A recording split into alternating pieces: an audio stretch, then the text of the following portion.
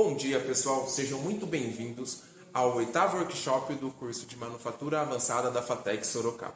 Antes de mais nada, já se inscreva no canal e deixe o seu like.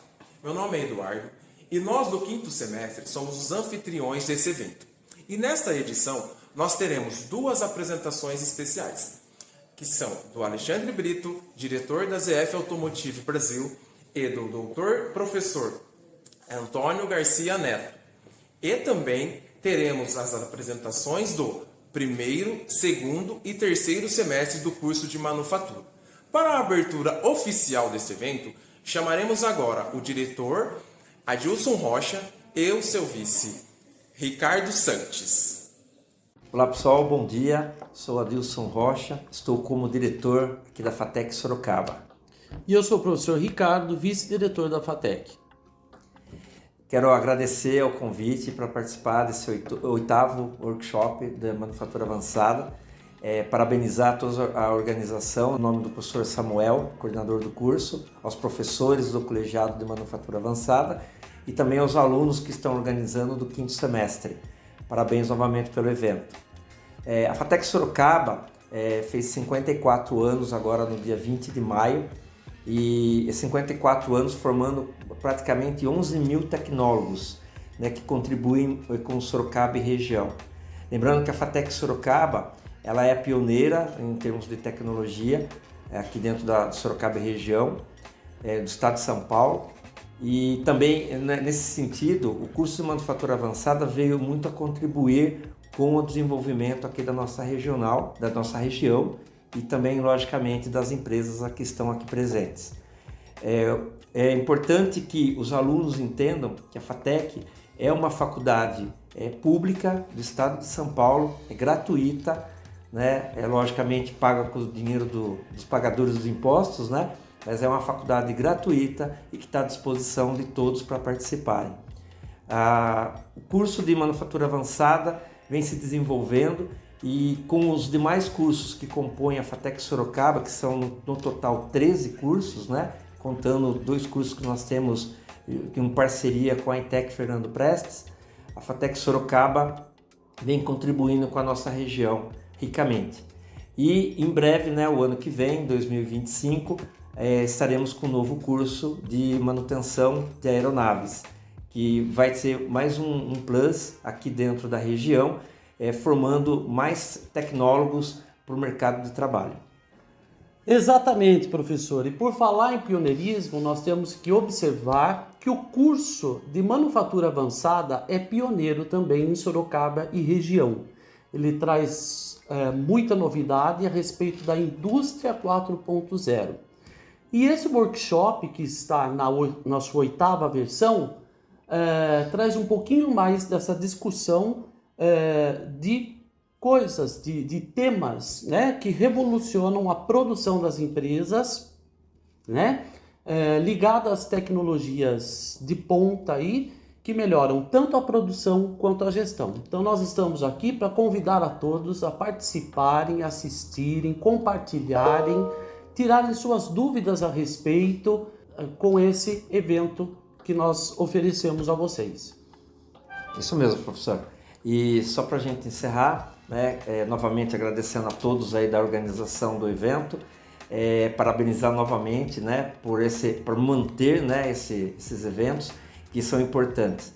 E dizer mais uma vez que tanto os professores como nós aqui da direção e os funcionários administrativos estamos aqui em prol de todos os nossos alunos. E é para isso que nós estamos, servindo a população.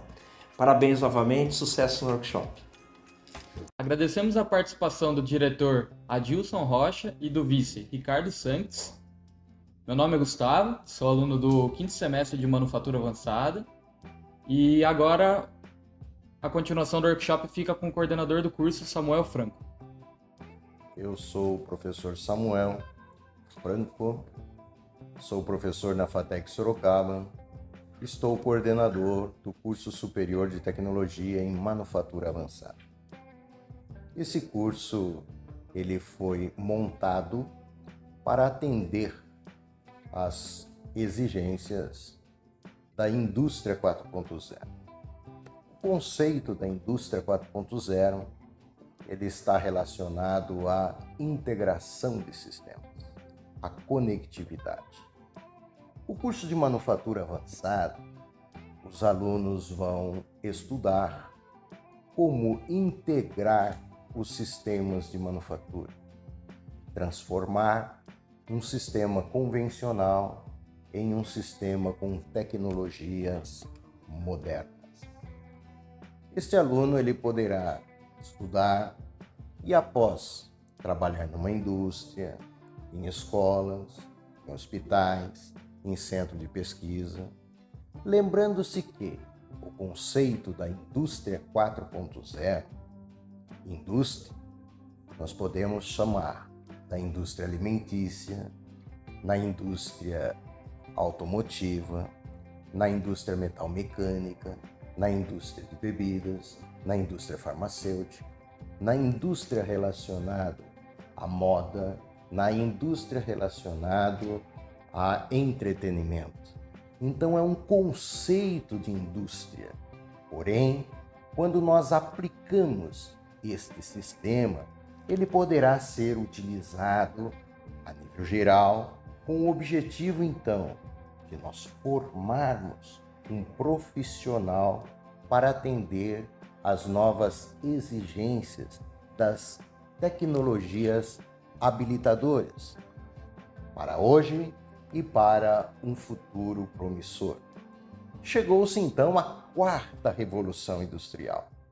Nesta quarta revolução industrial, o profissional ele precisa estar capacitado para as tecnologias relacionadas a sistemas automatizados, a simulação computacional, a realidade aumentada, a realidade virtual, aos sistemas integrados, falando-se em robôs autônomos, à internet das coisas, ao Big Data, aos sistemas de informação, de segurança, as quais nós chamamos então de cibersegurança. A manufatura aditiva, que a cada vez mais está ganhando um mercado muito promissor nas indústrias. Pois bem, precisamos então fazer uma integração desses sistemas. E com isso, temos muitos dados. Precisamos então trabalhar com essa Big Data. Esses dados, eles precisam estar armazenados em algum local. Então nós chamamos de nuvem. Então este curso possibilita ao estudante, possibilita a quem está participando em se preparar em todas essas tecnologias voltadas ao conceito da indústria 4.0. Estamos falando então de integração de sistemas. Esse profissional, então, ele vai estar engajado em uma aprendizagem contínua ao longo da sua vida, além de ser criativo, vai estar preparado para a solução de problemas na área de manufatura. O curso foi montado para o estudante ter uma integração com todos os participantes, sendo então um curso por competência, onde cada aluno irá realizar as suas atividades, além da parte teórica, mas muito focado na área prática, em executar, em realizar essas suas atividades, além da possibilidade de atuar nos núcleos de estudo e pesquisa da faculdade. E com isso, em horários, fora o horário de aula, estar realizando atividades para atuar no mercado de trabalho. Pois bem, nós conseguimos então algumas habilidades deste tecnólogo em manufatura avançada. Precisa demonstrar organização, síntese, flexibilidade, além de um senso crítico e de um senso investigativo. Precisamos encontrar a melhor solução naquele momento para aquela atividade, para aquela indústria, para aquele comércio. Esse tecnólogo ele precisa demonstrar capacidade de organizar as suas informações, de organizar o seu trabalho e ter uma visão sistemática, uma visão global de como poderá atender a essas demandas da indústria 4.0, com os detalhes e com a capacidade de uma análise, além de conseguir transmitir o conhecimento, transmitir os conceitos e trabalhar em equipe. Desenvolver essa criatividade é algo de um poder de negociação. Não só ser excelente na parte teórica, mas sim uma visão e uma atuação na orientação do serviço, na orientação das atividades dos seus colegas e uma flexibilidade cognitiva. Elaborar desenhos, fazer relatórios técnicos, manuais técnicos, colocar essas atividades em uma outra língua. Temos o inglês nos 6 semestres do curso. Com isso, realiza-se um projeto, um produto dedicado a uma determinada atuação. Para realizar a integração dos dados, é necessário conhecer as redes industriais. Como esses dados serão integrados? Eu tenho softwares, eu tenho sistemas, eu tenho equipamentos. Como nós vamos fazer uma integração desse sistema da melhor forma para atender à necessidade da empresa ou da organização naquele momento? Realizar todas essas atividades sem trabalhar em equipe, não vamos chegar a um resultado tão satisfatório. Devido a isto, o relacionamento interpessoal nas atividades é primordial e também é considerado como um índice muito satisfatório, muito grande, para avaliar essas atividades no comportamento de cada aluno, no comportamento de cada estudo, como mencionamos, sendo um curso por competência. Pois bem, esse curso, nós temos aulas teóricas, temos aulas práticas. Se nós observarmos, 29% da nossa grade é de aula teórica, mas 57% do curso está relacionado a aulas práticas, aulas em laboratório, aulas em que nós vamos realizar o conceito e colocá-los em prática, além de trabalhos extras que nós realizamos para atendimento à sociedade. O estágio é obrigatório no curso, o trabalho de graduação é obrigatório no curso, mas realizado com uma obrigatoriedade satisfatória. Os alunos vão ter a satisfação de, no trabalho de graduação, realmente explicar, colocar em prática tudo aquilo em que aprendeu. O ensino superior da FATEC Sorocaba, ele é totalmente gratuito. Estamos aí há 54 anos de uma atividade profissional de qualidade. Então o futuro começa aqui.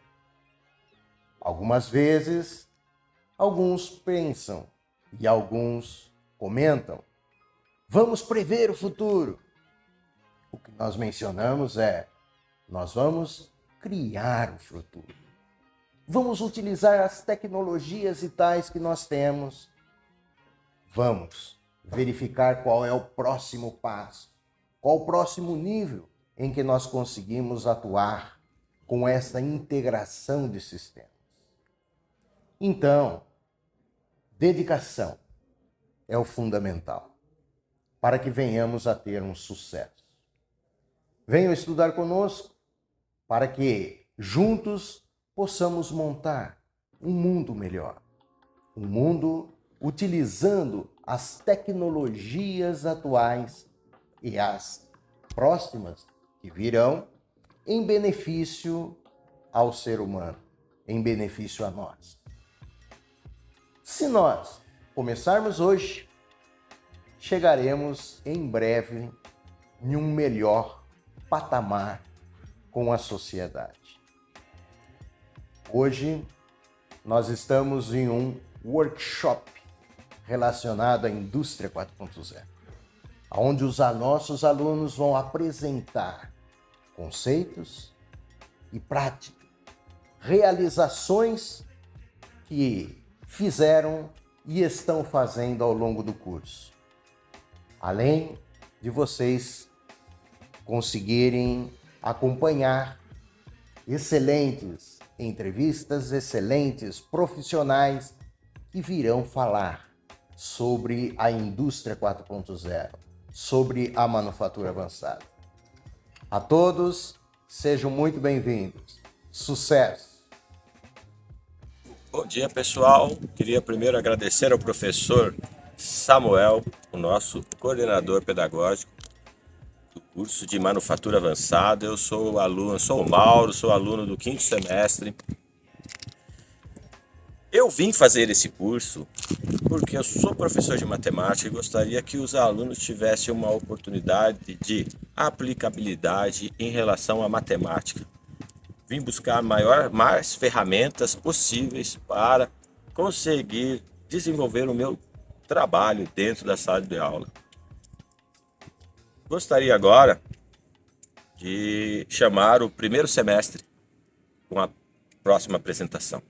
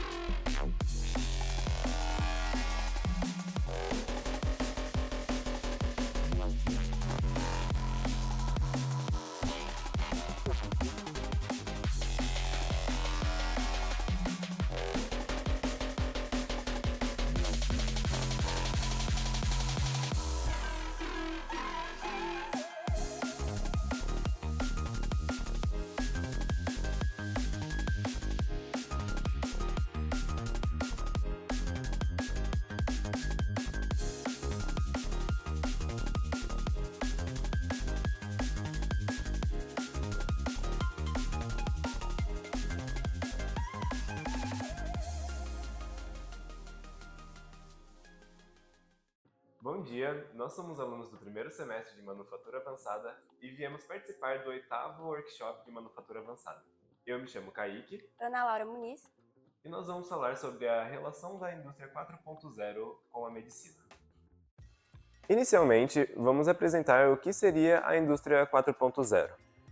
A indústria 4.0, ou quarta revolução industrial, ela é responsável por trazer para o mercado de trabalho a parte de automação de processos, digitalização de dados e a interconexão entre os sistemas, fazendo com que melhore a eficiência, qualidade, a confiabilidade e impacte assim diretamente na redução de custos dentro de sua empresa.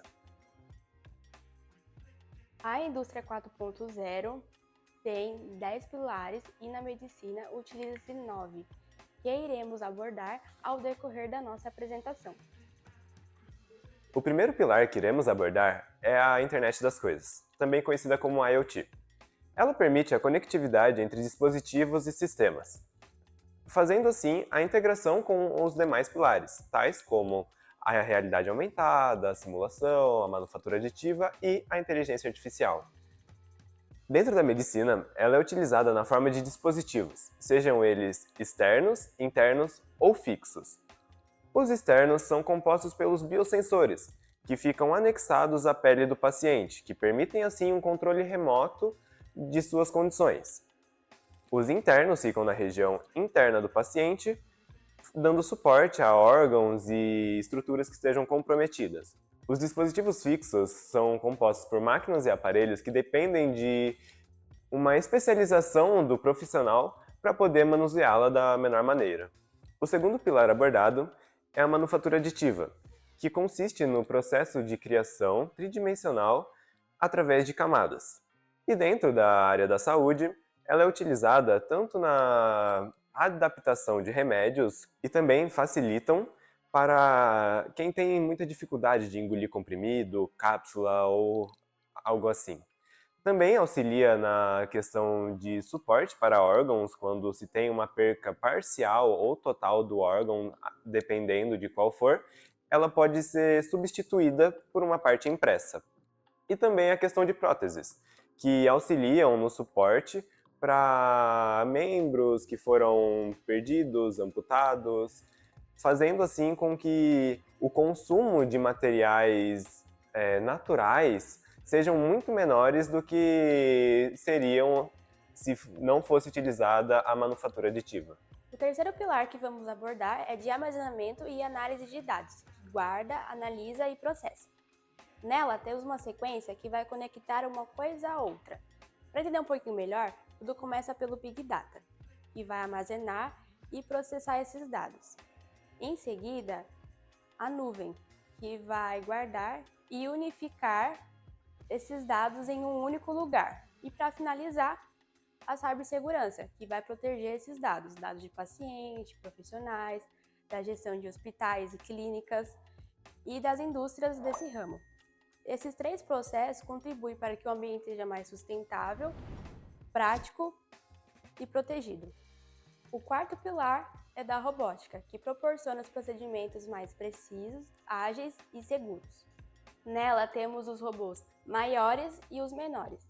Os maiores são utilizados nas cirurgias, para procedimentos mais precisos e com controle, diminuindo o impacto de morte e pós-cirurgia, garantindo a autoestima do paciente. Porque antigamente as cicatrizes eram enormes e agora são pequenas, que às vezes você até olha e pensa, será que ali realmente foi feita uma cirurgia? Já os robôs menores são utilizados na administração, principalmente de medicamentos e também na coleta de amostras, garantindo uma eficiência e precisão e principalmente protegendo quem coleta e quem examina essas amostras, protegendo na questão de contaminação. E esses robôs são utilizados na parte de limpeza e desinfecção do ambiente. Para exemplificar o que foi dito, fique com esse vídeo.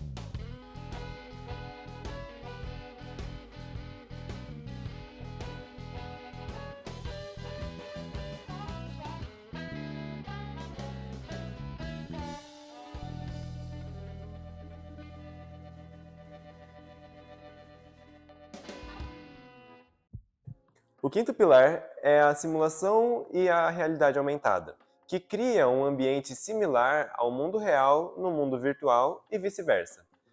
Assim, podendo potencializar a questão das cirurgias, também melhora a parte comunicativa do médico com o paciente, com um tratamento mais imersivo para que haja uma maior compreensão de quem está recebendo o diagnóstico. Também permite o desenvolvimento da telemedicina, com aquelas consultas à distância, e muitas vezes você consegue analisar junto com o médico o seu caso, com os órgãos sendo projetados na tela, e você consegue ter uma maior compreensão da situação em si. O último pilar é da inteligência artificial. Atualmente está sendo muito comentada e muito utilizada. Então criaram a ideia que ela, entre aspas, pode resolver qualquer problema. O diagnóstico está sendo mais rápido, os exames você não precisa esperar dias, horas para que o resultado saia. A partir do momento que você faz, nem dá alguns minutos e o resultado já está nas suas mãos. Tudo isso torna tudo mais preciso, porque sempre acontece de ter um erro ou outro. E com a inteligência artificial, diminui esses erros. A indústria hospitalar tem custos elevados e com a implementação da inteligência artificial tende a diminuir esses custos. E esses dois pontos específicos ajudam a melhorar a experiência tanto do profissional quanto do paciente. Essa foi a nossa apresentação do primeiro semestre. E continue acompanhando o nosso workshop.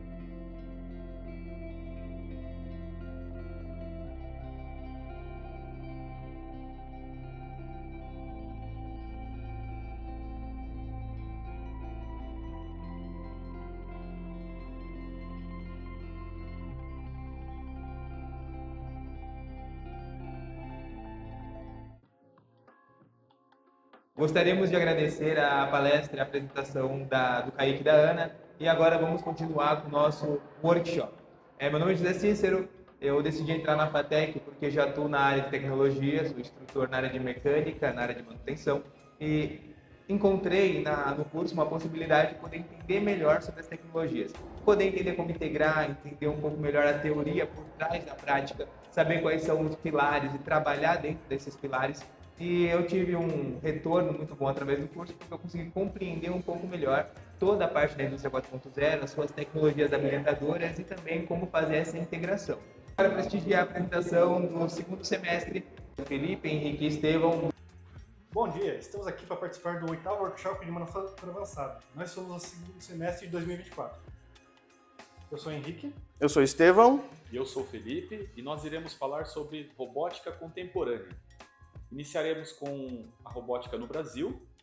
Em seguida, vamos denotar a robótica mundial, como a robótica tem se comportado e os países que ela tem sido uma tecnologia de ponta. E abordar um pouquinho sobre a programação e construção de robô de forma didática. A robótica teve início no final do século XX, influenciada pela indústria petroquímica, logo após concentrada na indústria automotiva, onde encontram-se seus maiores protótipos. No Brasil, ela está se desenvolvendo em um ritmo mais lento.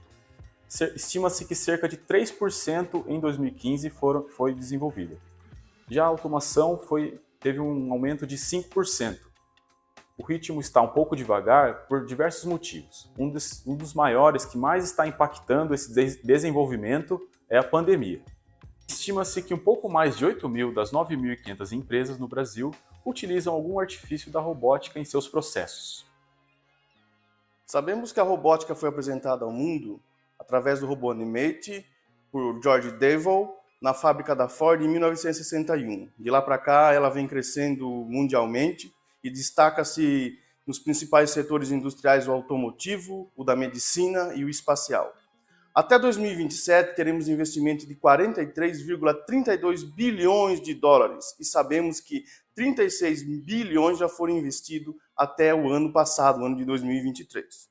Dentre todos os setores beneficiados pela robótica mundialmente, os principais setores são o automotivo, a indústria eletroeletrônica, a indústria química. E também podemos destacar que atualmente a robótica é utilizada no comércio e atendimento ao público.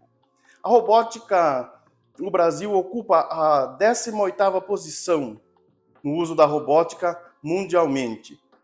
Para a robótica atual, teremos uma aplicação mundial de 43,32 bilhões de dólares. Somente em 2023 foram aplicados 36 bilhões de dólares. A robótica tem como países de ponta, claro que os Estados Unidos, seguido pela China e pela Coreia do Sul, onde a Coreia do Sul detém uma máquina para cada 10 colaboradores. O Brasil ocupa a 18ª posição, com um investimento que chega a 34 bilhões até o ano de 2026. Estima-se, por uma pesquisa feita pelo World Robotics no ano de 2023, que até o ano de 2026 serão 700 mil robôs mundiais, sendo que até o final deste vigente ano serão 600 mil robôs. Vamos falar agora um pouco sobre a construção de robôs. Os robôs na sociedade estão cada vez mais próximos do nosso dia a dia. Mas você já imaginou construir um robô próprio, você mesmo, um protótipo? Ou acender a luz automaticamente com um instalar de dedos? É o que possibilita plataformas de microcontroladores, que hoje atualmente são muito baratas e custo-benefício, que é muito utilizado também no curso de manufatura avançada. Os microcontroladores possuem muitas formas e muitos fabricantes, como o Arduino, o ESP32 e o Raspberry. Eles possibilitam, de forma didática, de modo iniciante ao avançado, chegar a projetos que tentando facilitar sua vida ou daqueles à sua volta, ou até mesmo suas agendas de trabalho. No curso de manufatura avançada, a gente utiliza essas plataformas pelo seu baixo custo e maneira de aprendizado dela, já que ela disponibiliza, além de a própria hardware, que é o microcontrolador, plataformas de programação, como o Arduino IDE, que daí a programação pode ser em Python, C++, C++ ou em Java, dependendo do seu conhecimento ou do que você estiver disposto a aprender. E também disponibiliza sensores, atuadores, para que você possa programar da maneira que você preferir. desde um robô, como um braço robótico, a um robô que imita um animal, ou um sensor mesmo. Mas é interessante que, para melhorar sua visualização da didática do robô, se comparar com o corpo humano.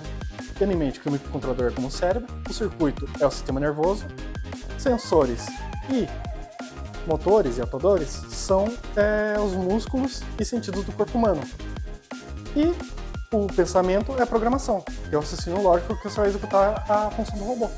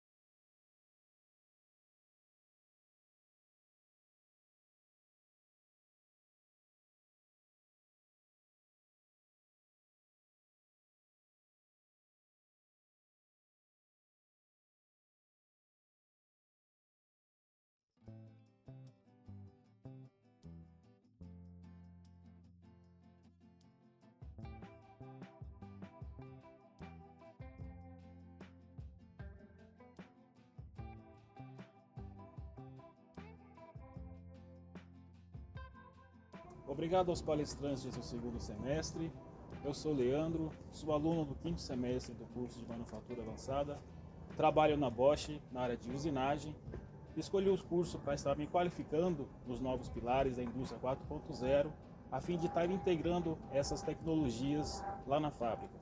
Ficamos agora com a apresentação do terceiro semestre com o Matheus e Ana.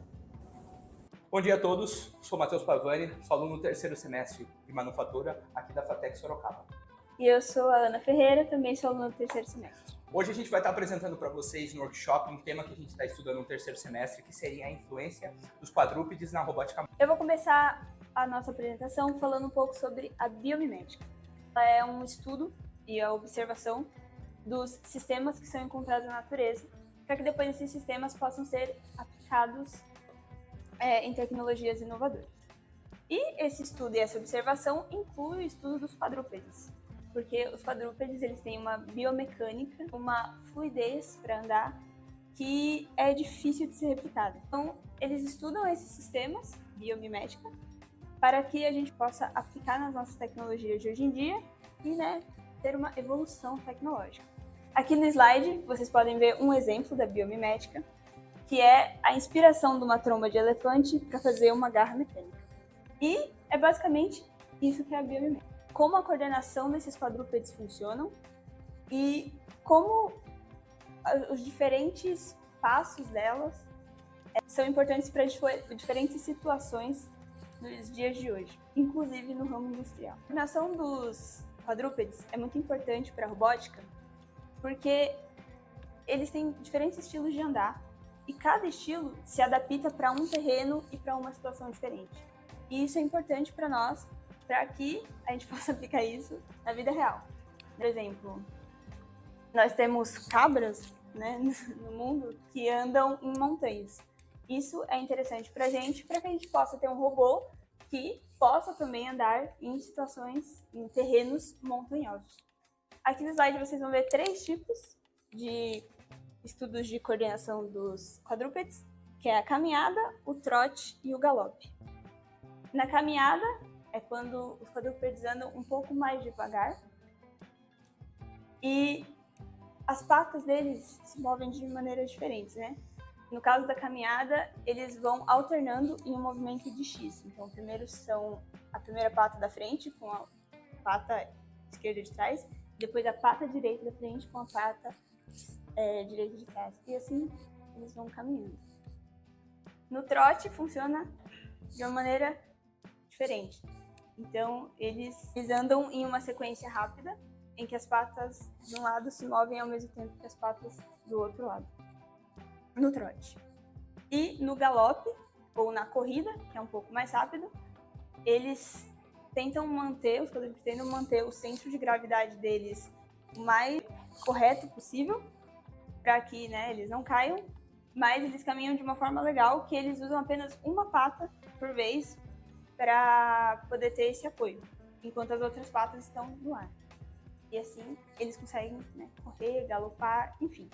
Bom, hoje eu vou estar falando para vocês sobre as forças envolvidas no movimento de um quadrúpede. Para estar falando sobre forças envolvidas no movimento de um quadrúpede, a primeira coisa que devemos levar em consideração é a distribuição do peso ao longo das patas e como essa distribuição se altera conforme ele se movimenta. Como, por exemplo, quando um quadrúpede anda, o centro de massa dele se desloca entre as várias patas, buscando sempre manter o equilíbrio. Outro fato muito importante que devemos levar em consideração no nosso estudo é a força de atrito.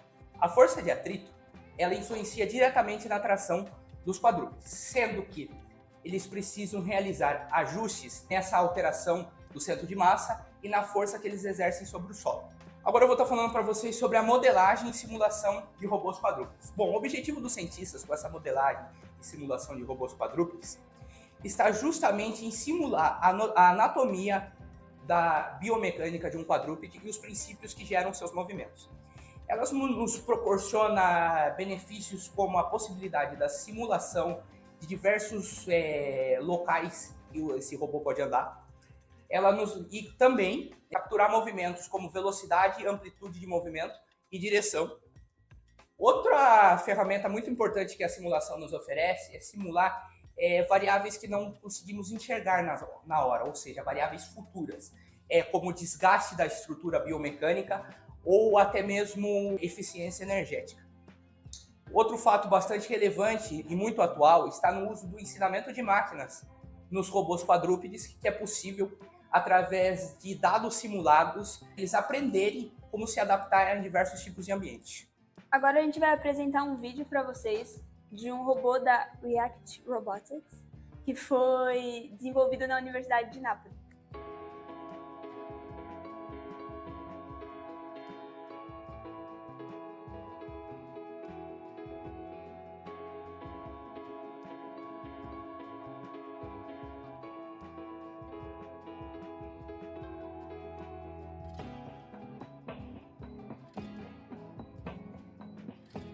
Então, nesse vídeo a gente viu que eles fizeram a simulação, né, inicial do robozinho e estudaram diferentes tipos de movimento, como ele dobra as patas, como ele anda, como ele caminha um pouco mais rápido, e depois aplicaram essa simulação na realidade. Construíram, né, o robô quadrúpede, diferentes utilizações, pode ser para carregar peso, eles podem colocar uma câmera nesse robô para poder entrar em lugares que os humanos normalmente não conseguem, ou até mesmo colocar uma garra nele, né, para que ele possa alcançar coisas e ajudar outras pessoas. Agora a gente vai passar um outro vídeo, que é uma simulação de um robô de 8 patas, num estilo meio de aranha.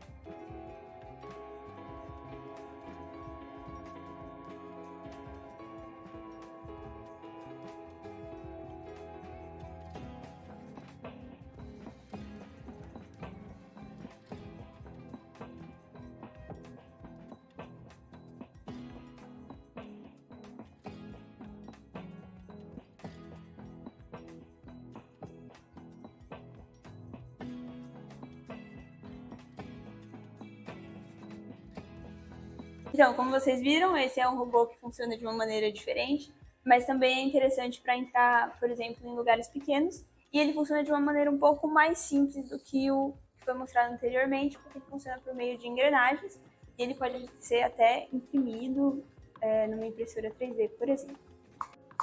Então, foi isso, gente. Esse foi o nosso estudo sobre a robótica móvel e como os quadrúpedes influenciam nela. Muito obrigada pela atenção, espero que vocês tenham gostado. Olá, meu nome é Paulo Luiz de Lima, sou do 5º semestre de Manufatura Avançada. Agradecemos pela apresentação do 3º semestre. Agora, fiquem com a apresentação do nosso Dr. Antônio Garcia Neto. Olá, meu nome é professor Garcia, da área de automação aqui da FATEC. Hoje nós vamos falar um pouco sobre as tecnologias da indústria 4.0 e um pouco da robótica, desde a industrial, desde o surgimento da robótica até a robótica autônoma. Tá? Durante muitos séculos, os homens têm se preocupado em produzir inventos que facilitem a vida do próprio homem. Então, a maior parte do que é feito para que o homem trabalhe com menos esforço físico. É esse o princípio. Tá? Isso ocorreu durante as revoluções industriais. Foram várias revoluções que foram mudando os paradigmas de produção e paradigma de vida também do ser humano. Tá? Essas revoluções industriais trouxeram inovações tecnológicas, redução do esforço físico, substituição do trabalho manual por trabalho automático e principalmente aumento de produtividade. Tá? Começou tudo com uma primeira revolução industrial lá no século XVIII, na Grã-Bretanha, que impactou a produção, os transportes e as comunicações. Antes dessa revolução, houve uma revolução agrícola que tirou o homem do campo e levou o homem para as cidades e começou a automação da própria agricultura. A principal fonte de energia dessa primeira revolução industrial, carvão mineral, com 3 invenções: a máquina de fiação, que é mecânico, e o motor a vapor. Tá? Surgiram também os primeiros mecanismos fixos, primeiras linhas de montagem, ainda muito mecânico, ainda com muita ação manual, os primeiros reguladores e instrumentação. E essa primeira Revolução Industrial, que durou aí cerca de 100 anos, ela estava mais voltada aos países da Europa, Alemanha, Inglaterra, França, e um pouco dos Estados Unidos e um pouco no Japão. Essa primeira revolução, ela passou do sistema que era agrícola para a industrialização, aumentou a quantidade de fábricas e as profissões, houve um crescimento das cidades, mecanização do tempo, as ferrovias tiveram um papel muito importante nessa primeira revolução e houve um aumento da necessidade por matérias-primas, tanto agrícolas como minerais, em função desse aumento, inclusive das cidades. Em seguida, veio uma segunda revolução industrial, os tempos aí são aproximados, mas vai de 1850 até cerca de 1950, com um impacto muito grande na produção, através do Ford, do Taylor e do Fayol, foram três expoentes dessa revolução industrial, uma evolução muito grande na química, na eletricidade, no petróleo, na produção de aço, e nas comunicações, o desenvolvimento do telefone e do rádio. Houveram novos mercados consumidores, novas fontes de matéria-prima e o chamado neocolonialismo nessa época. Sistema de produção, como eu já citei, Taylor, Fayol e Ford foram os protagonistas dessa mudança. Apareceram os direitos sindicais e os direitos trabalhistas, os sindicatos, com tudo isso, e um grande crescimento populacional. E entre 1850 e 1950, nessa segunda Revolução Industrial, se estimou a população de 1 bilhão e 200 milhões de habitantes para 2 bilhões e meio, dobrou a população do mundo. Isso se deu pelo próprio desenvolvimento tecnológico, mas principalmente pelo aumento da idade média de vida do ser humano, com as vacinas e novos medicamentos. E gerou, na parte negativa, um crescimento de forma rápida e desordenada das cidades, o que levou a problemas que nós temos até hoje, como poluição de água, poluição atmosférica, lixo, desmatamento. Então começa nessa época. Aqui alguns exemplos de máquinas que foram desenvolvidas, máquinas elétricas, o Faraday e Ampere, mudança nos processos produtivos. Antes, os processos eram movidos ou por eólico ou por hidráulico, mas um hidráulico direto do rio que movimentava rodas d'água. Então as fábricas eram obrigadas a ou estar próximo onde tinha o vento, onde tinha a passagem do vento, consequentemente os sistemas eólicos, os moinhos, da moagem, ou então eram próximo aos rios. Com a eletricidade, se possibilitou que as cidades se desenvolvessem um pouco mais longe, mais distante. Ficou mais fácil levar energia até as cidades.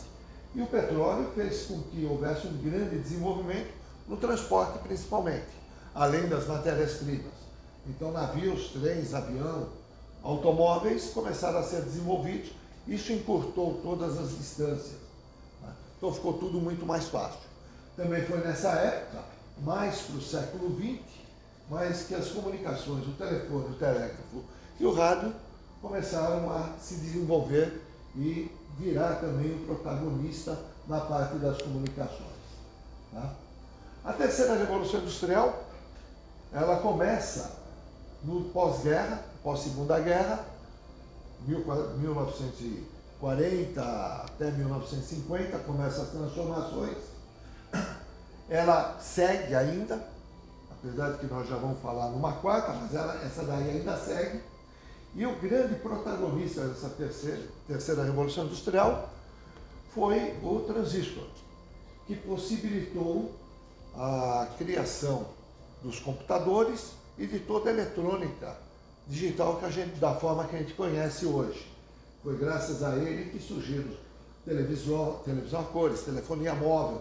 Então toda essa parte de telecomunicação, toda a parte de satélites, e inclusive a exploração do espaço só foi possível graças a esse desenvolvimento tecnológico a partir desse pequeno elemento chamado transistor. Tá?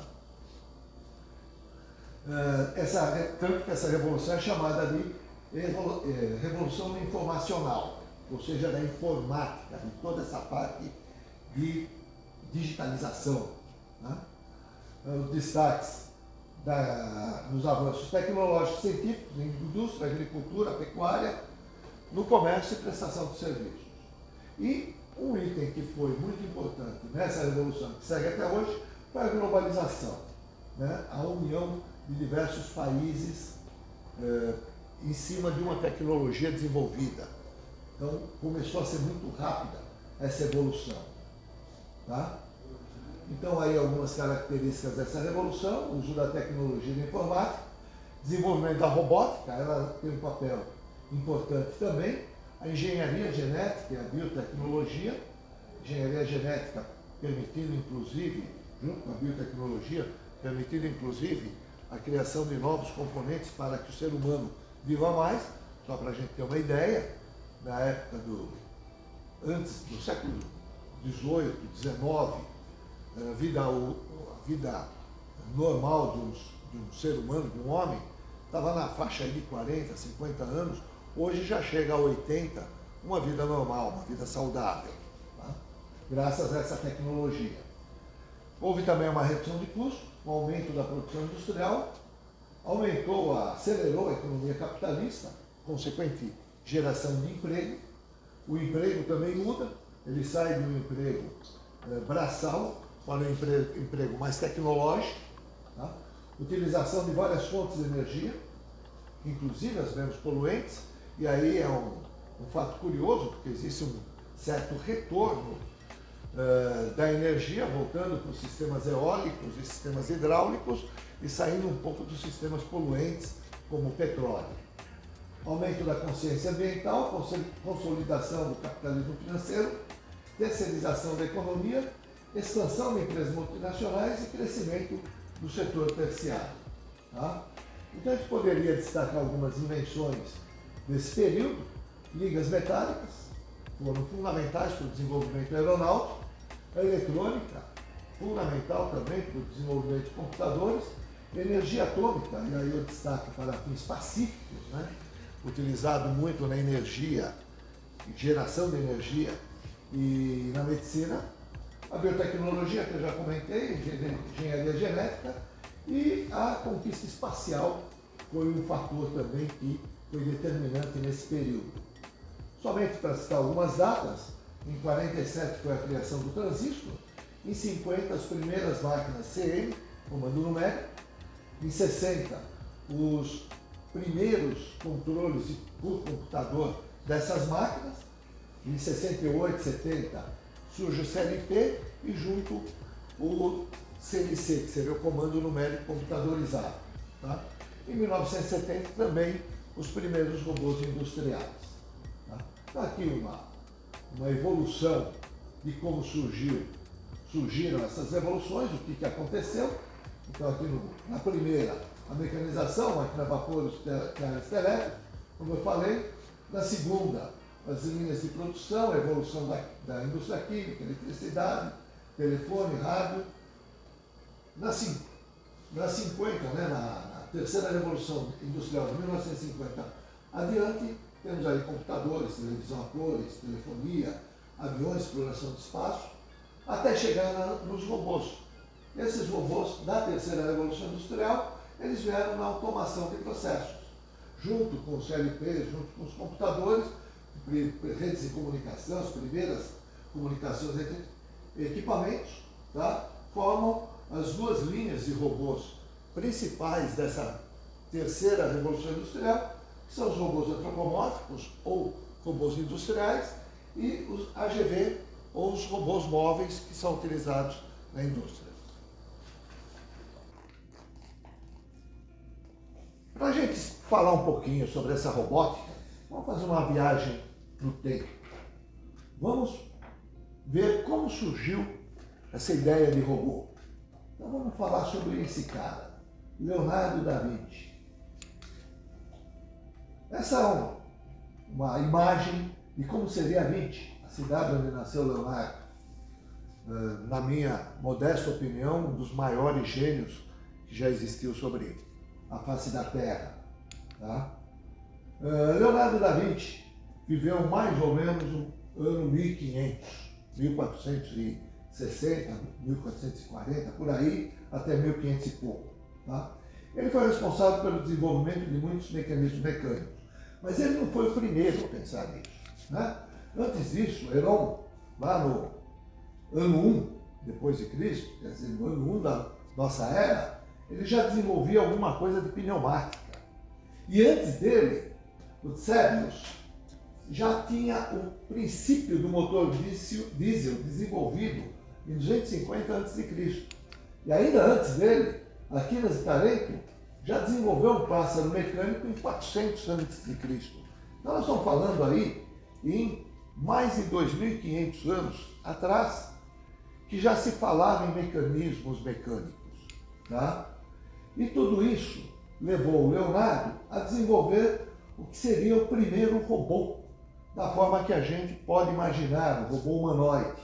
Esses desenhos fazem parte de todo um trabalho que Leonardo deixou escrito, e são os códices de Leonardo. Então todo esse robô, esse homem mecânico, ele tinha aí todas as explicações das tecnologias em cada movimento que ele iria utilizar.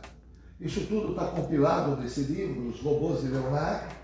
É um livro disponível aí em espanhol, italiano, inglês, em português ainda não existe, mas é um livro muito interessante para quem gosta um pouco de história da tecnologia, que mostra todos os inventos que o Leonardo fez na parte da mecânica.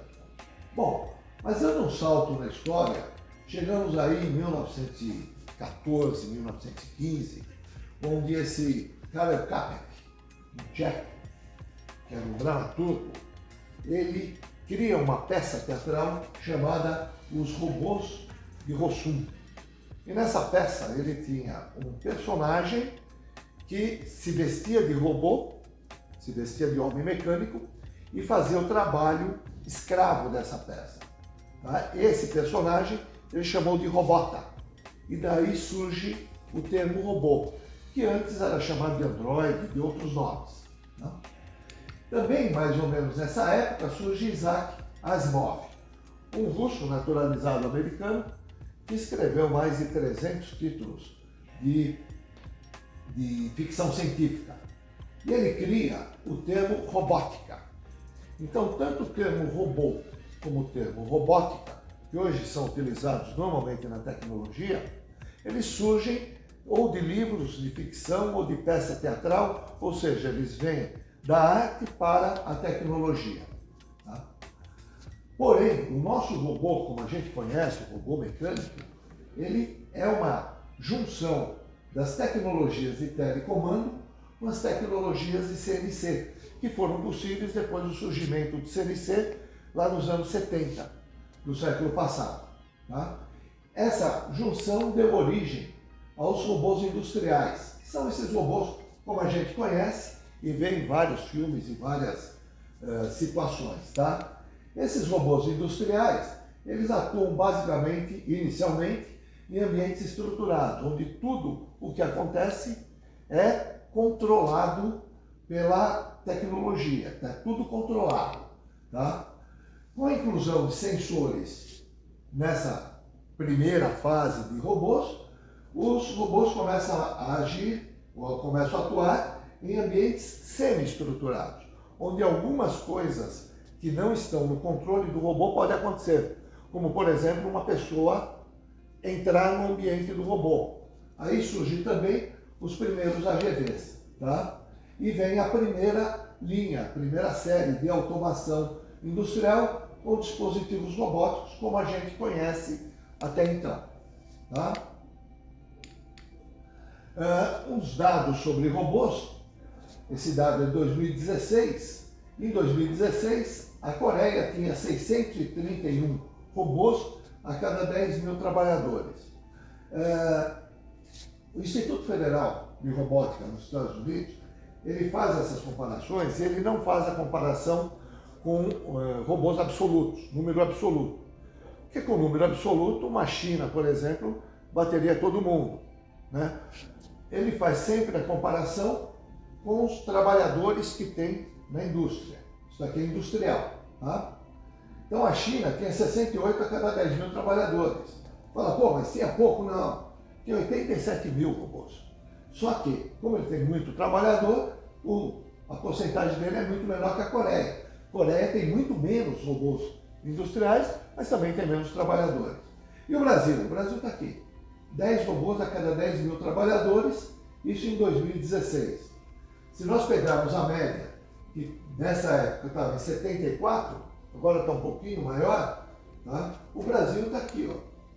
Ele aparece aqui embaixo. E aí, isso é um problema ou não? Como é que encara isso daí? Aí é a história do copo meio cheio ou meio vazio. Eu posso chegar e falar, pô, o Brasil está numa situação ruim perante o mundo. Ou eu posso falar, olha as oportunidades que eu tenho de crescimento. Quer dizer, se eu investir muito pouco em tecnologia e em educação, eu posso passar desse patamar para um patamar como está o México hoje, com 30, isso em 2016, né? Ou posso passar aqui num patamar que está Portugal, 58, ou até posso passar a linha média e chegar aqui no que está, por exemplo, a Finlândia ou o Canadá, com 140, 150 robôs a cada 10 mil habitantes. Então eu vejo isso não como um problema, mas como uma oportunidade. Isso está representado aqui. Em 2014, o Brasil tinha 1.266 robôs e o mundo 220 mil. É previsto para 2019, nesse estudo que eu peguei, que o mundo estaria com 400, então ele dobraria a quantidade de robôs. Só que o Brasil triplicaria a quantidade de robôs. Então o crescimento da robótica no Brasil é muito maior do que o crescimento do mundo. Então isso demonstra a grande oportunidade que existe do pessoal se especializar naquela profissão, que é uma profissão nova, chamada roboticista, que é quem trabalha com a robótica, quem mexe com a robótica. Tá? E aonde que esses robôs são instalados na indústria? Principalmente em solda, pintura, solda tem esses dois elementos, chega a quase 42%, pintura 22% e manipulação de materiais com 27%. Então são os três grandes campos de aplicação da robótica industrial. Tá? E na derivação desses robôs vieram os AGVs, que são os robôs móveis industriais. Então nós temos aqui vários modelos. Tá? A robótica, principalmente no final do século passado, ela começou a se desenvolver em outros campos. Então ela passou a se desenvolver nos robôs submarinos. A Petrobras, no Brasil, detém uma elevada tecnologia de robótica submarina.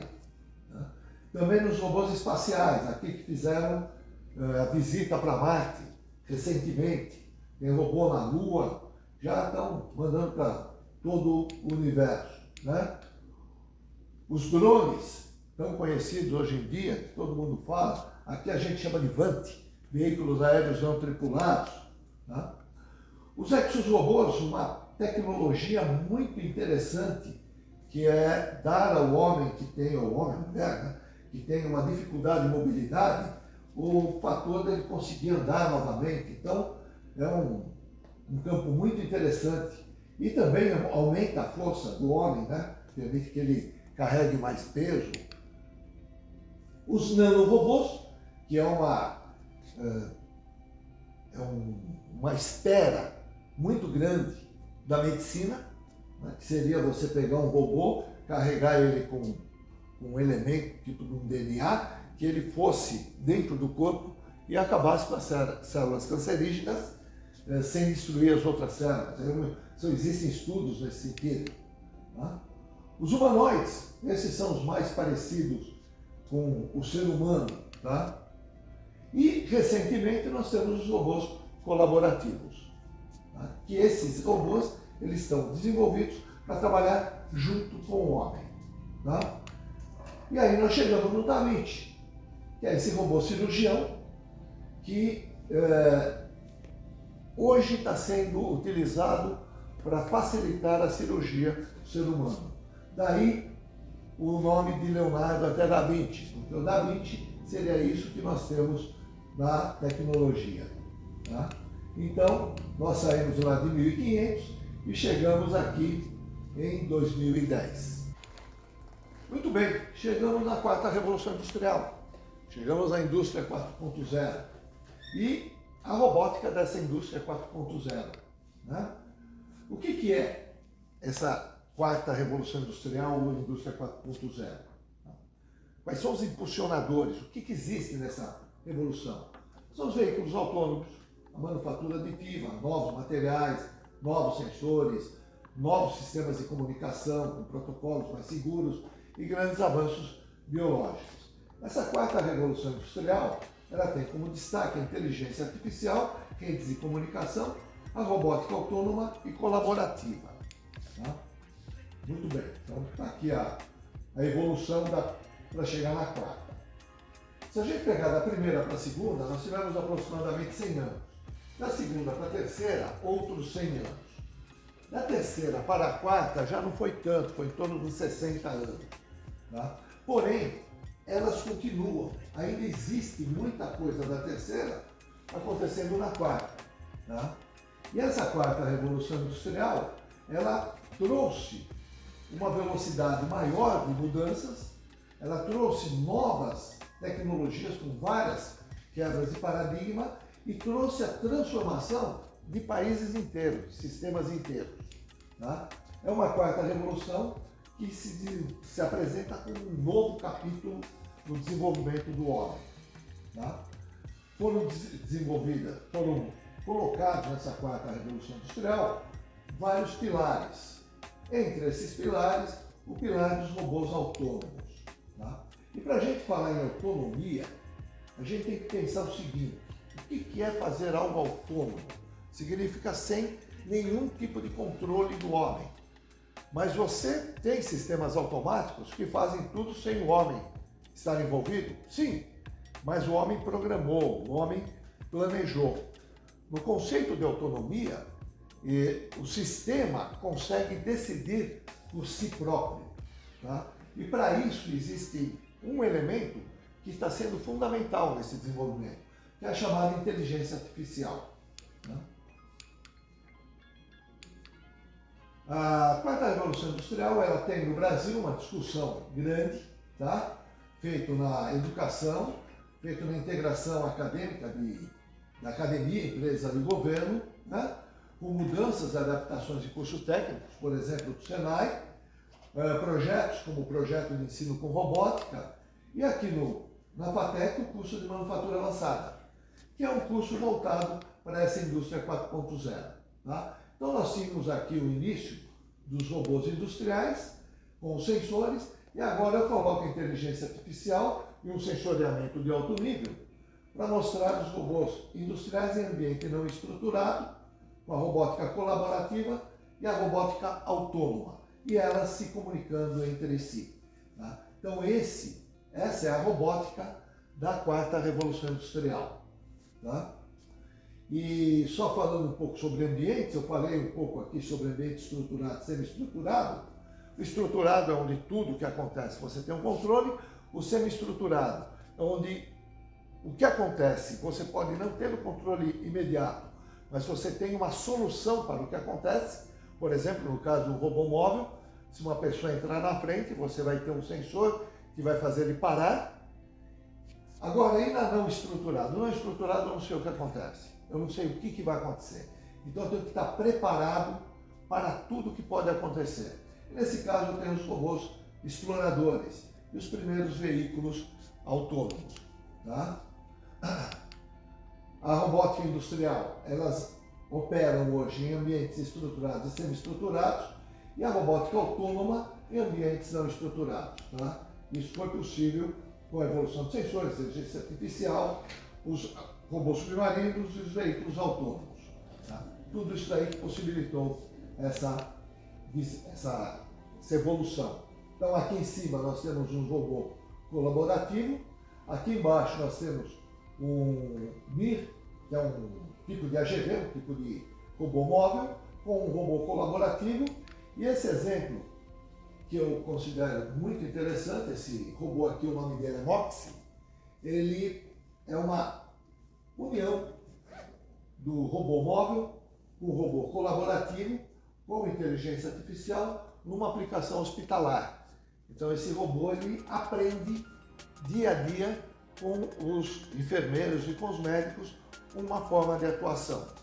Então é para esse mundo que nós estamos evoluindo, saindo então agora do Da Vinci, foi por volta de 2010 que ele foi criado, e sem data para finalização, onde nós estamos com uma série grande de robôs móveis, humanoides, autônomos sendo desenvolvidos.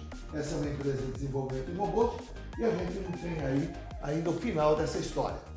Vamos caminhar um pouco para ver até onde que nós podemos chegar. Muito obrigado e venham sempre conhecer a FATEC.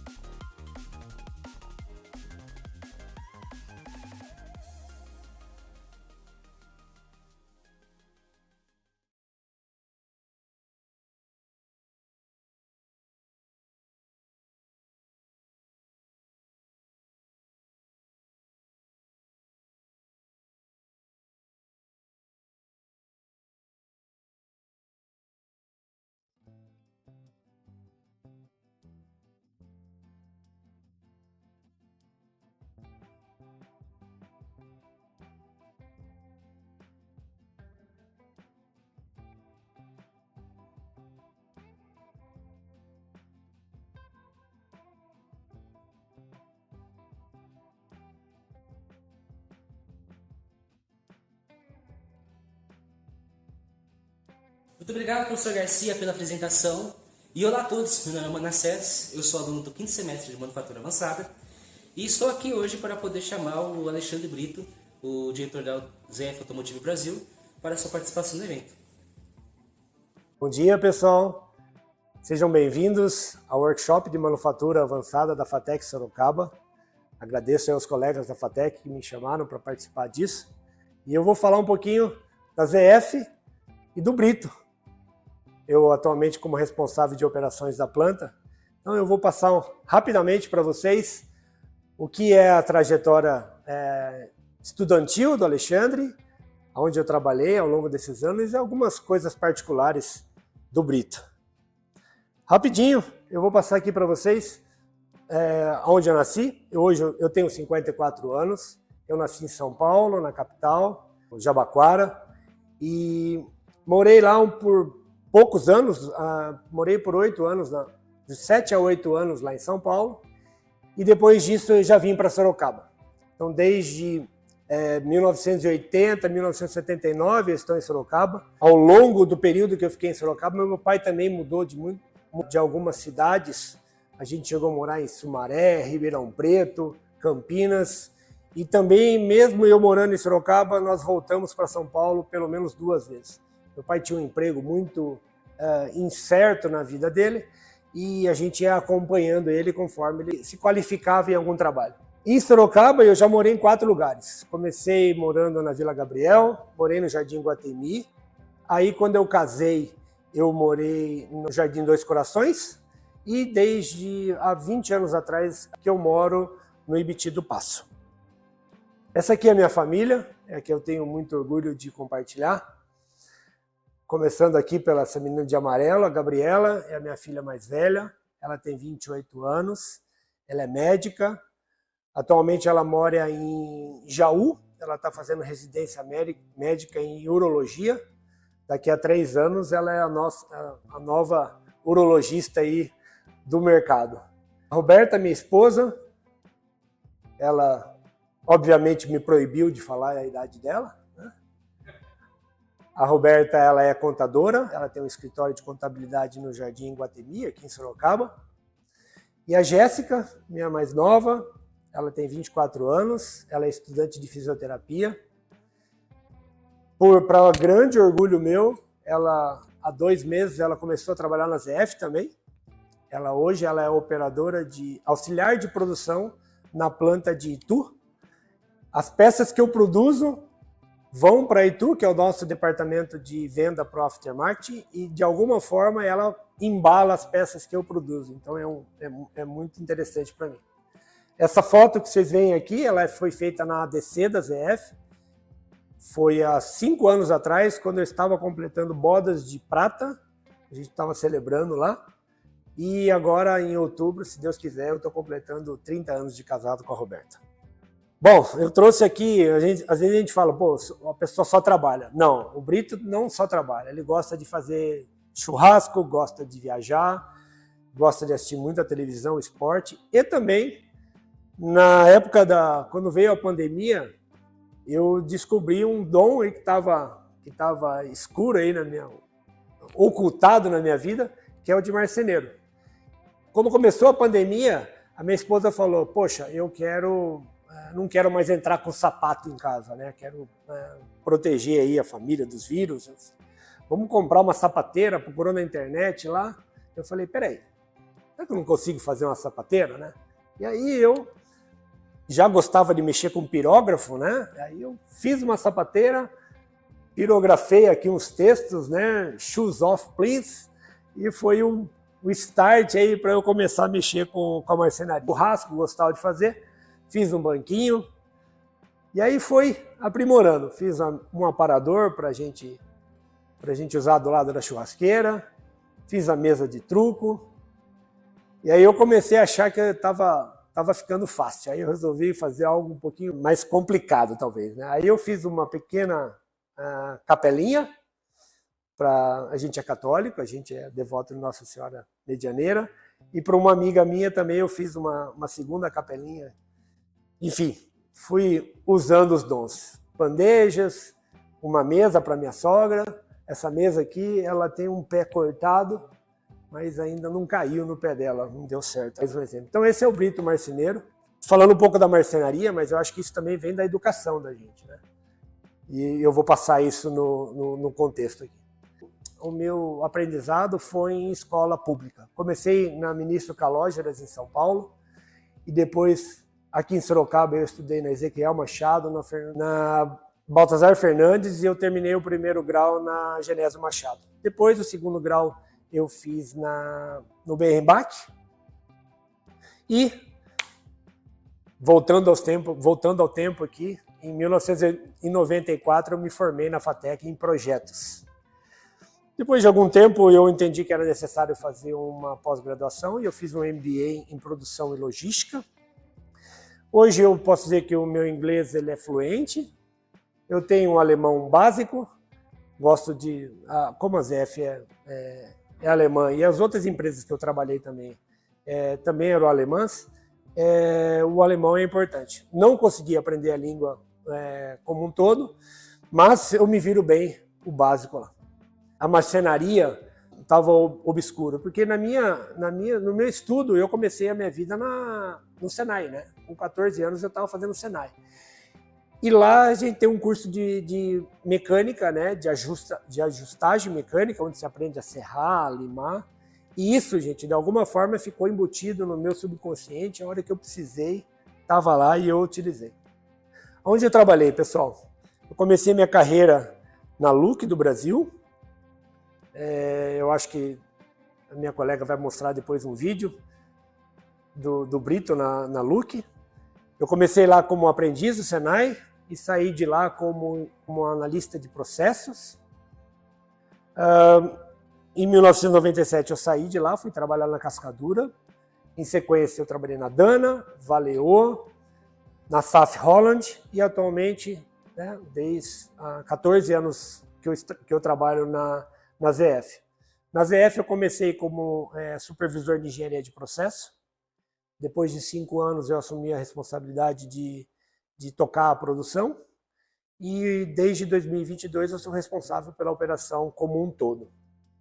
Bom, essa brevemente aí a minha carreira estudantil e profissional. Agora eu vou falar um pouquinho da ZF. A ZF está localizada em Sorocaba, e da Conde Zeppelin. Como que a ZF é distribuída em Sorocaba? Nós temos essa prédio grande aqui, que a gente chama de ala 4, onde ela está localizado a usinagem, a montagem e a célula que o Eduardo trabalha. Nós temos aqui no meio, eu vou pular um pouquinho, aqui nós temos a ala 1, onde também tem linhas de montagem. Tem a ala 0, que é uma tenda onde eu armazeno materiais, e tem um tratamento térmico aqui no fundo. E aqui nessa parte de trás eu tenho toda a área de apoio, restaurante, áreas de treinamento, garantia, toda essa qualidade está toda nessa parte aqui de trás. E nós temos a Bosch aqui dentro. A Bosch, antes da gente, em 2015, a ZF comprou a TRW.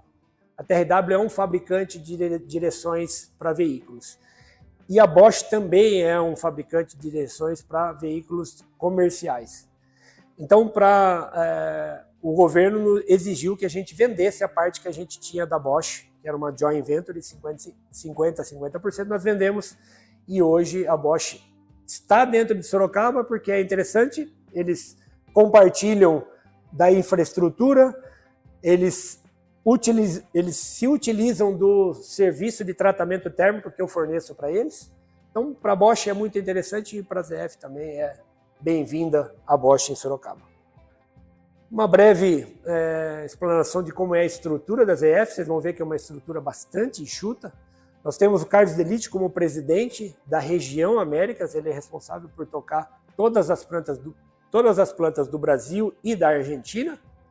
Eu respondo diretamente para ele como diretor de operações. Me suportando, eu tenho 3 gerentes sêniores, que é o Davi, que cuida da produção em si. Atualmente eu estou responsável por essa posição, porque o nosso colega está se mudando para uma planta da ZF nos Estados Unidos. Provisoriamente eu estou assumindo essa área, mas é a área que provê suporte para a produção. Aqui está a engenharia, está a manutenção, está a infraestrutura, está os projetos ou as iniciativas de digitalização indústria 4.0 estão sob esse chapéu. E eu tenho o Marco Contoc, responsável pela logística da planta. Atualmente, em Sorocaba, planta 1, nós somos em aproximadamente 770 colaboradores. Bom, a ZF ela nasceu, né, na Alemanha para fabricar transmissões, caixas de câmbio, né? Muita gente se engana quando o nome ZF aparece. Muitos entendem que ZF é Zeppelin, né, do nome do fundador da empresa. Não, o ZF não vem de Zeppelin. ZF vem da palavra Z, que em alemão chama Zahnrad, e F é de Fabrik. Então, Zahnrad Fabrik nada mais é que fábrica de engrenagens, em alemão. Essa é uma curiosidade que passa desapercebida. E a ZF nasceu para fazer caixas de transmissão, mas ao longo da história, né, por mais de 115 anos que a ZF foi fundada, a gente entende que a mobilidade futura não é mais a transmissão com motor a combustão nos primórdios. Então a ZF definiu há alguns anos uma estratégia para Next Generation Mobility, futuro de segurança das pessoas e de sustentabilidade. A ZF, através dessa estratégia global, ela desenhou como target alcançar a mobilidade e desenhou toda uma estratégia para suportar esse objetivo, essa visão. Eu, como responsável por uma das operações, uma das 160 operações ZF no mundo, eu sou responsável por um dos pilares aqui embaixo, que é ser uma operação fitness, ser uma operação enxuta, com basicamente 3 focos: em ser uma operação de excelência, de baixo custo e optimizada, ter foco em digitalização. A ZF não quer digitalizar as coisas por digitalizar, por ser uma indústria 4.0. A gente quer digitalizar aquilo que é bom para a companhia, aquilo que dá resultado. Uma empresa ambientalmente correta. A ZF quer ou tem como missão ser clima neutro em geração de carbono em 2040. Então, esse é o meu papel de sustentar isso dentro da corporação ZF. Bom, pessoal, e o que a ZF fabrica? Algumas famílias de transmissão. Essa que eu coloquei aqui na foto é a transmissão mais tecnologicamente avançada da ZF, é uma transmissão Traxxon. A gente chama ela, equipa os caminhões extra pesados. Ela é uma transmissão de 16 marchas automatizada. Os nossos principais clientes que utilizam essa e outras transmissões que a gente fabrica aqui são a Volvo, a DAF, a MAN, a Mercedes, a Iveco e a Volkswagen. Também em Sorocaba a gente tem a linha de fabricação de eixos. E eu fabrico 2 famílias de eixos, uma para agricultura e outra para mercado de construção. Grande maioria dos meus clientes são para eixos de agricultura, que são esses aqui que estão aqui embaixo. E a Caterpillar e a John Deere também compram os eixos de construção, são os meus principais clientes. É isso, pessoal. Esses são os produtos que eu fabrico em Sorocaba e esse é um pequeno resumo do que é a ZF Sorocaba. Obrigado.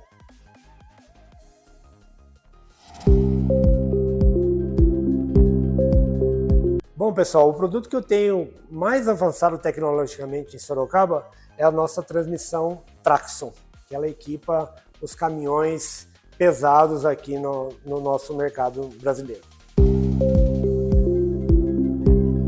Essa transmissão ela veio para o Brasil em 2016. Naquela época, quando a gente começou a desenhar esse projeto de localizar essa transmissão, que era fabricada naquele momento só na Alemanha, na nossa matriz, a gente enfrentou ou vimos 2 desafios. Um que a gente considerava importante, que era desenvolver a nossa linha de montagem para garantir produtividade e qualidade do produto. Então foi construída uma linha nova para montar esse produto. Mas mais preocupante, ou mais que nos desafiou, foi a fabricação de um conjunto que a gente chama de eixo intermediário.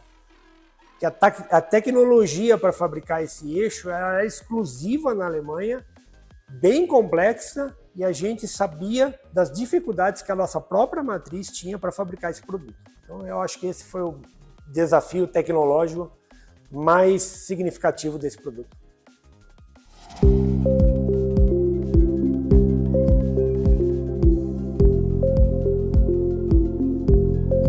Bom, pessoal, por que a gente considerou esse eixo intermediário como complexo? Ele é um eixo que ele é montado com uma interferência muito grande nas engrenagens. Depois de montado, todas essas engrenagens têm que estar perfeitamente alinhadas com os dentes do eixo.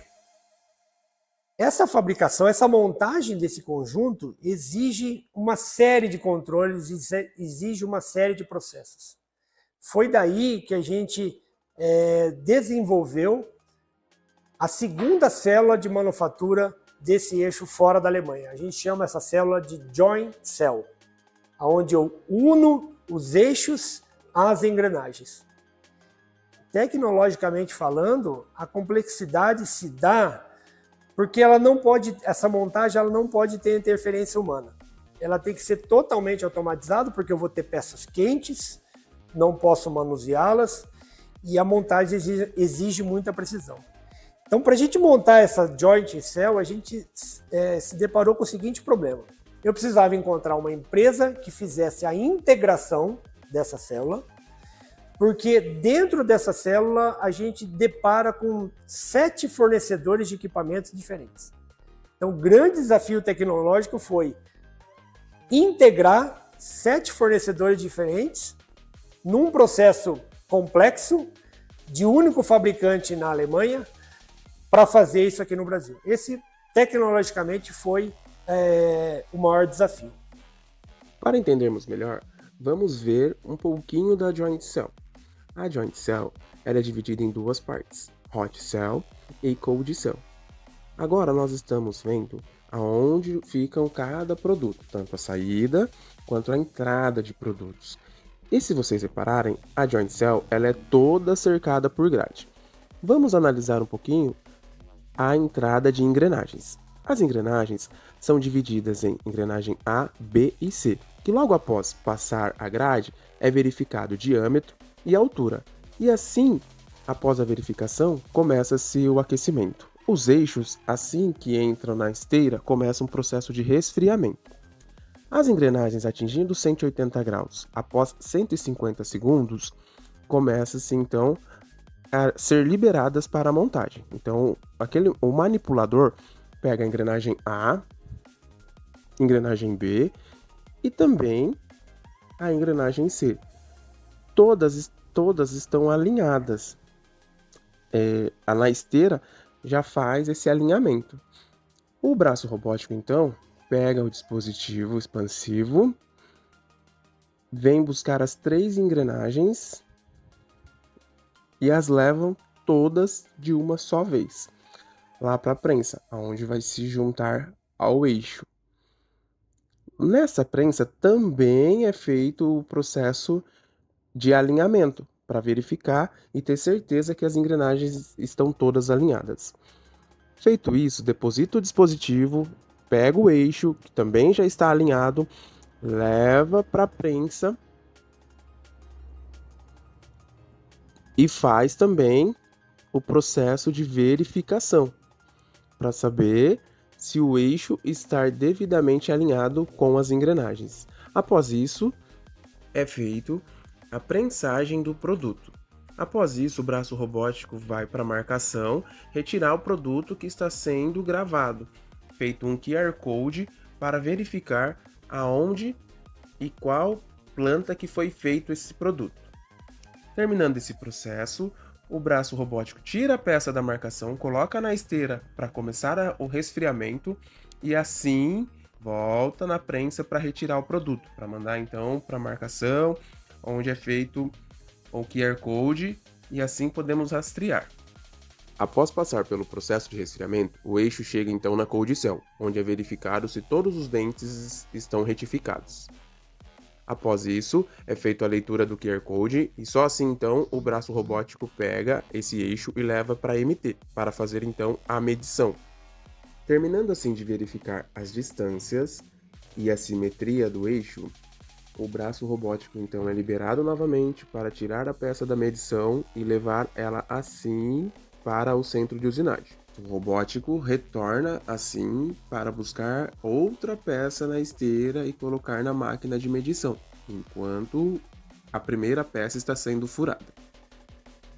É feito um furo em cada engrenagem, atravessando assim até chegar no eixo. Após esse processo, o braço robótico então leva esse eixo para uma prensa de pinagem, onde será prensado um pino em cada furo para garantir assim o travamento dessas engrenagens juntamente ao eixo. Terminado o processo de pinagem, o braço robótico pega esse eixo, deposita nesta lavadora, na qual é passado um óleo protetivo que podemos até exportar, que ele mantém sem oxidar cada eixo. Agora também podemos observar o QR Code na peça e os furos. O que chamou muita atenção, o que preocupou muito a gente, foi a qualificação necessária que precisaria ter os operadores, ou os técnicos e os engenheiros, para suportar o funcionamento dessa célula.